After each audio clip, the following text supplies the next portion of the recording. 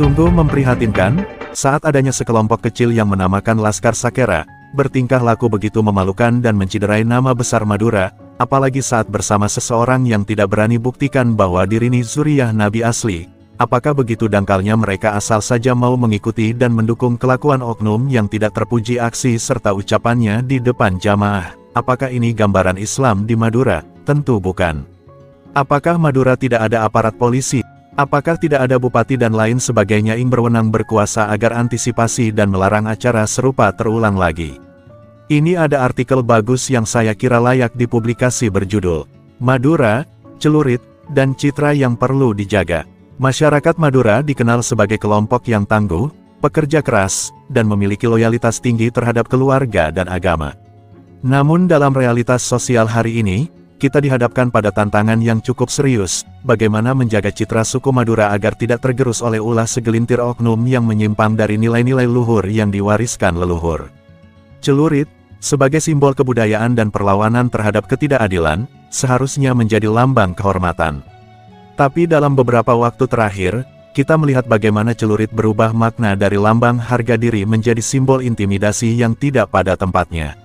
Apalagi jika dipertontonkan di ruang publik sembari menyanyikan lagu-lagu bernuansa keagamaan yang telah diplesetkan, atau digunakan dalam demonstrasi yang menyulut provokasi. Fenomena ini bukan sekadar soal gaya berekspresi, tapi menyangkut citra kolektif. Di era digital, apa yang viral di media sosial dengan mudah dijadikan dasar penilaian oleh masyarakat luas. Sayangnya, potret Madura yang mereka lihat bukanlah cerminan dari sosok-sosok intelektual Madura seperti Prof. Mahfud MD, Dr. Munim Siri, atau ulama moderat seperti Kiai Haji Zuhairi Misrawi. Yang mereka lihat adalah potongan-potongan video aksi kelompok kecil yang menyuarakan provokasi dengan simbol kekerasan. Ini merugikan kita semua. Data dari Badan Pusat Statistik BPS tahun 2024 menyebutkan bahwa tingkat literasi dan partisipasi pendidikan tinggi di kalangan masyarakat Madura masih tergolong rendah dibandingkan suku-suku besar lain di Indonesia. Ini bukan aib tapi realita yang harus dihadapi dan diubah. Karena ketika literasi rendah, maka masyarakat mudah dipengaruhi, mudah dihasut, dan mudah dimanfaatkan oleh kepentingan yang tidak berpihak pada mereka.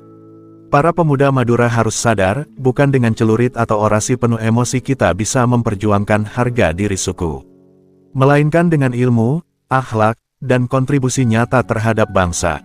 Caranya, fokus belajar, bangun jaringan, berani berdialektika, kuatkan mental dan wawasan. Madura tidak kekurangan ulama dan guru yang alim serta berwibawa. Kita punya kiai-kiai sepuh di pesantren-pesantren yang dengan tenang, dalam kesunyian, terus mengalirkan ilmu yang bersih dari agenda politik dan provokasi. Mereka tak pernah memamerkan kekerasan, tak pernah menggunakan agama sebagai alat untuk mencaci dan membakar amarah. Dari merekalah kita seharusnya belajar. Jika ingin menegakkan nilai Islam dan memperjuangkan syariat, maka jalan pertama adalah ilmu, bukan emosi. Panutan yang tepat adalah mereka yang berilmu dan berakhlak, bukan yang hanya pandai berorasi dan menebar kebencian. Kita semua mencintai Madura, dan karena cinta itulah, kritik ini muncul. Agar generasi Madura tak tumbuh sebagai objek eksploitasi politik dan provokasi, tetapi sebagai subjek pembangunan dan peradaban. Bangsa ini membutuhkan Madura yang cerdas, bukan Madura yang dicap keras. Madura yang memberi solusi, bukan menjadi masalah. Mari kita jaga bersama harga diri kita sebagai orang Madura. Jangan biarkan oknum-oknum kecil merusak citra besar yang telah dibangun oleh para tokoh Madura sepanjang sejarah.